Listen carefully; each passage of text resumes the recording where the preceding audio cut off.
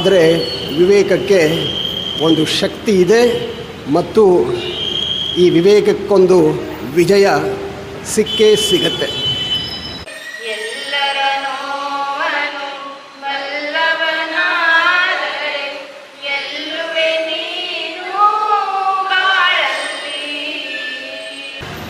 ಗಾಂಧೀಜಿಯನ್ನು ಹತ್ಯೆ ಮಾಡಿದ ದಿವಸ ಇಂದು.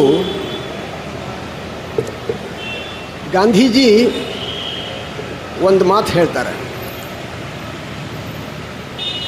I am a Sanatani Hindu. ನಾನೊಬ್ಬ ಸನಾತನಿಯಾದ ಒಬ್ಬ ಹಿಂದೂ.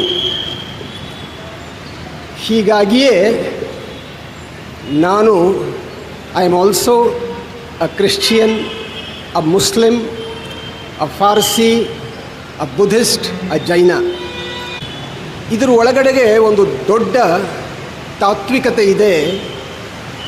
ಎಲ್ಲ ಧರ್ಮಗಳನ್ನು, ಎಲ್ಲ ಮತಗಳನ್ನು ಗೌರವಿಸುವಂಥ, ಅವರು ನಾವೇ ಆಗಿ ಬದುಕುವಂಥ ಒಂದು ದೊಡ್ಡ ತಾತ್ವಿಕತೆ ಇದೆ ಇದರಲ್ಲಿ.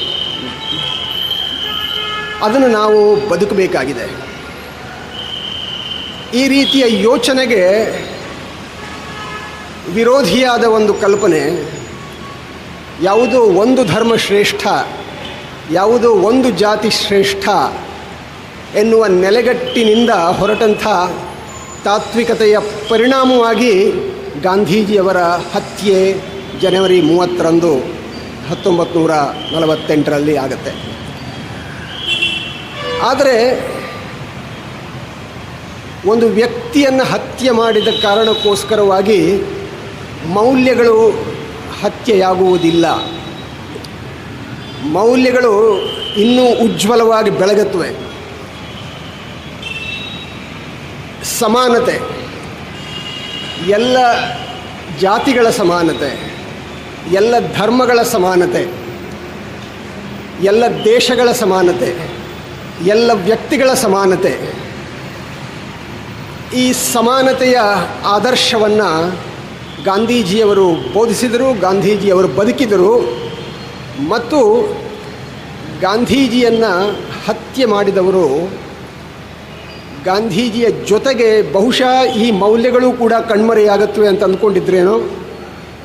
ಆದರೆ ಅವು ಕಣ್ಮರೆಯಾಗಲಿಲ್ಲ. ಮೌಲ್ಯಗಳಿವೆ. ಇವತ್ತೂ ಕೂಡ ಪ್ರಪಂಚದಲ್ಲಿ ಉಜ್ವಲವಾಗಿರುವಂಥ ಮೌಲ್ಯಗಳು ಇವೆಯೇ. ಆ ಒಂದು ಅಪರಾಧಿ ಪ್ರಜ್ಞೆಯಿಂದ ಬಳಲಿದ ಒಂದು ದೊಡ್ಡ ಜನಸಮೂಹ. ಹೀಗೆ ಗಾಂಧೀಜಿಯ ಹತ್ಯೆ ಹಲವು ರೀತಿಯಲ್ಲಿ ಲಿಬರ್ಟಿ, ಇಕ್ವಾಲಿಟಿ ಆ್ಯಂಡ್ ಫ್ರೆಟರ್ನಿಟಿ, ಸ್ವಾತಂತ್ರ್ಯ, ಸಮಾನತೆ ಮತ್ತು ಭ್ರಾತೃತ್ವ, ಈ 3 ಮೌಲ್ಯಗಳನ್ನು ಒಳಗೊಂಡಿರುವಂಥ ಸಂವಿಧಾನಗಳು ಪ್ರಪಂಚದಲ್ಲಿ ಬೇಕಾದಷ್ಟಿವೆ. ಅವುಗಳಲ್ಲೆಲ್ಲ ಗಾಂಧೀಜಿ ಜೀವಂತವಾಗಿದ್ದಾರೆ. ಒಂದು ರೀತಿಯ ಆತಂಕದ ಸ್ಥಿತಿಯಲ್ಲಿ ನಾವಿದ್ದೇವೆ. ಗಾಂಧೀಜಿಯನ್ನು ಎಲ್ಲರೂ ಅಪಾರ್ಥ ಮಾಡ್ಕೊಂಡದ್ದೇ ಜಾಸ್ತಿ. ಹಿ ವಾಸ್ ಟೋಟಲಿ ಮಿಸ್ಅಂಡರ್ಸ್ಟುಡ್. ಅವರು ಹೇಳಿದಾಗ ಅವರು ನಾನು ಹಿಂದೂ ಸನಾತನವಾದಿ ಅಂತ. ಈಗ ನಾನು ಸನಾತನವಾದಿ ಅಂದರೆ ಗೊತ್ತಾಗುತ್ತೆ, ನಾನು ಸ್ಯಾಫ್ರನ್ ನಂದು ಹಾಗೆ ಹೊಡುತ್ತೆ. ಆಮೇಲೆ ನಾನು ಆ ಹಾಡು ಬಂದು ನೋಡಿ, ವೈಷ್ಣವ ಜನತೋ ಅಂತೇಳಿ. ವೈಷ್ಣವ ಅಂದರೆ ಯಾರು ಅಂತ ನಾವು ನಾಮ ಹಾಕೋರು. ಹಾಗಲ್ಲ, ಯಾರೋ ಪರರ ದುಃಖಕ್ಕೆ ಮಿಡಿಯೋ ಮನಸ್ಸಿದೆಯೋ ಅವರೇ ವೈಷ್ಣವ ಅಂತಿರೋದು. He was totally misunderstood. ಆಮೇಲೆ ಈ ಸಂದರ್ಭದಲ್ಲಿ ನನಗೆ 2 ವಿಷಯ ನೆನಪಾಗತ್ತೆ.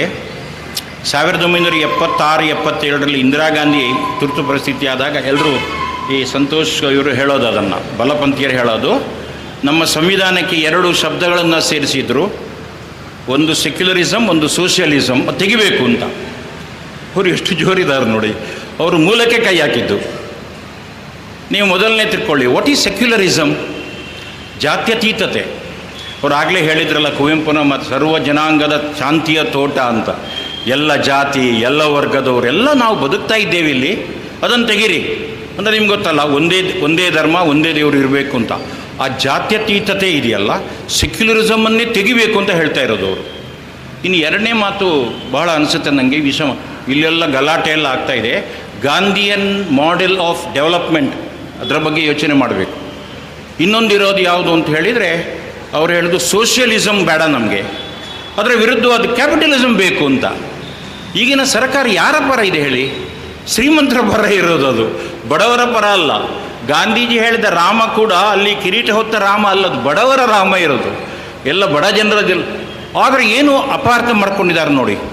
ನನಗೆ ಜಾತ್ಯತೀಯತೆಯನ್ನು ಆ ಶಬ್ದ ತೆಗಿಬೇಕಂತಾರೆ, ಕ್ಯಾಪಿಟಲಿಸಮ್ ಬರಬೇಕು ಅಂತಿದ್ದಾರೆ. ಅದು ನಮ್ಮ ನಿಷ್ಠುರವಾದ ಸತ್ಯ. ನೀವು ನೋಡ್ತಾ ಇದ್ದೀರಿ